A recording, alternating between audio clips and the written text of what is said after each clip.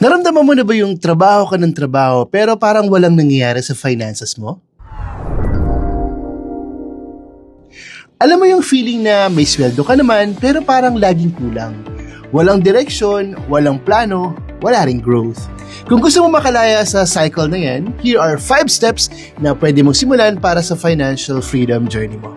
Number 1, track your expenses. Dapat alam mo kung saan napupunta ang pera mo.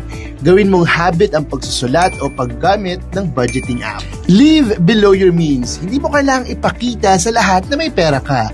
Tipid ngayon, secured bukas. Build an emergency fund, at least 3 to 6 months of expenses para hindi mangungutang agad pag may bigla ang gastos.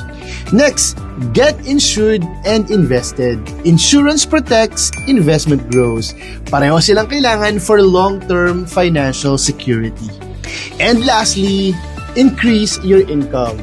Maghanap ka ng side hustle, pwede kang magbenta online, or learn high-paying skills. Hindi pwedeng isang source of income lang. Kung gusto mong mag-financial advisor, pwede din. Message mo lang ako. Kung gusto mong maging part-time financial advisor, pwede din.